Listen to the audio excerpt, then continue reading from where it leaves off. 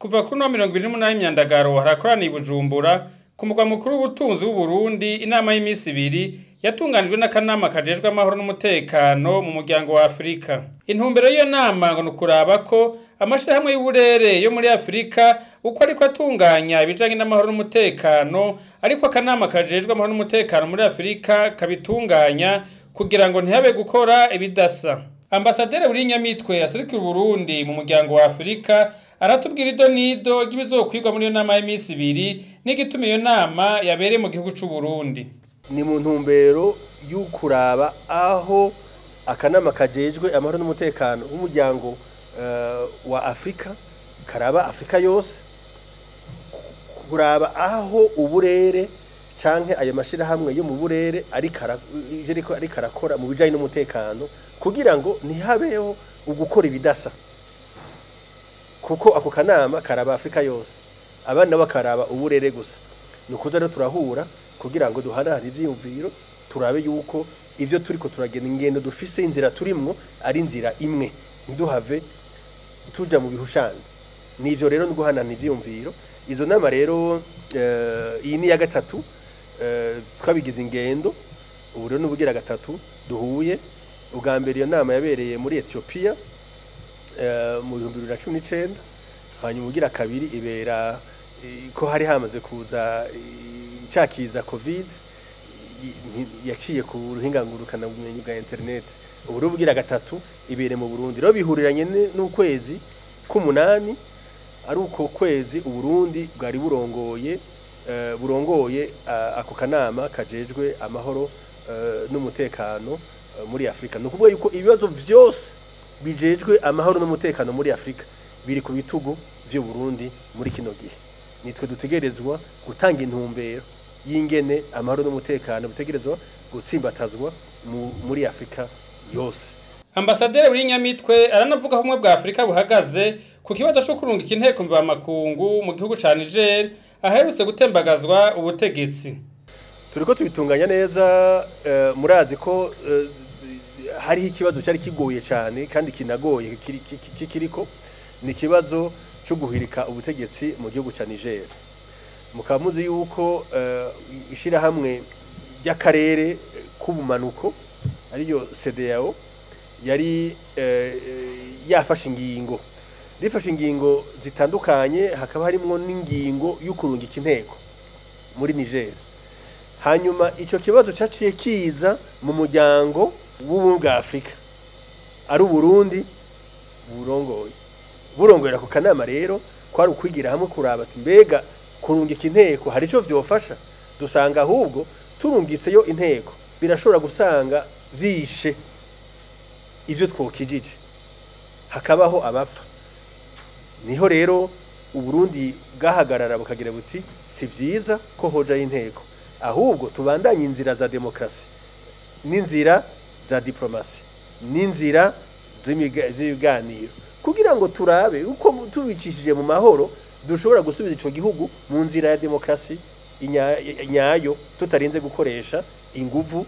Usanga hariho abapfa kuko bajya abasirikare bapfa nabo nyene barafise abafasone, barafise abagore, barafise abana, barafise abo bavukana, barafise abavyeyi. Hanyuma umaze gushika muri ico gihugu muri iyo ntambara hari abanyagihugu nabo nyene bahitana n'izo ntambara. Duti ahubwo rero ahubwo hogira numwe apfa kubera iyo ntambara, twofuma tubicisha mu nzira z'amahoro. Rero vyari birongowe n'igihugu c'u Burundi, hanyuma vyari bigoye, vyari byoroshe, ariko ingingo yasohotse ni yuko inguvu zitokoreshwa. Hanyuma n'indi ngingo yasohotse ihambaye ni yuko ibihano biko birafatirwa ico gihugu biguma bibabaza bene gihugu, vyo hobaho ukugabanya no kuraba ingene ibihano vyo fatirwa abo bakoze iryo kosa, kuko umunyagihugu ntaza guhanirwa ikosa ryakoze uwundi. Umuvyeyi afise umwana ikibondo ntashobora kubura imiti, ngo imiti nigishobora kwinjira cyangwa buri umuyaga nkuba cyangwa buri cyagaburira umwana kandi atazi abo bantu bageze kudeta iyo baje bava n'abaribo.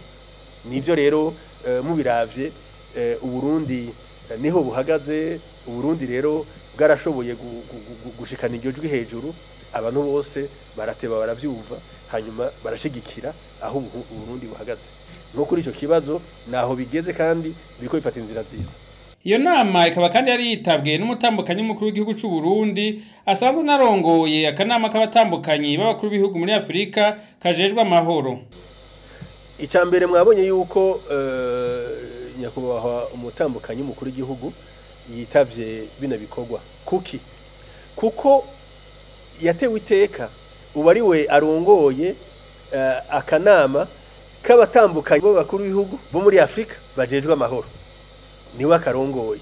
Rero mu gihe akarongoye rero hariho amasezerano ishirahamwe arongoye gitwa Mipreda yasinyaniye n'akanama kajejwe amahoro n'umutekano muri Afrika mu kwezi kwa gatanu guheze. Rero ayo masezerano atuma rero ibikorwa dukora nawe ashobora kubikurikirana nk'urongoye ako kanama k'abatambukanyi b'abakuru b'ibihugu bo muri Afrika bakurikirana ibijanye n'amahoro.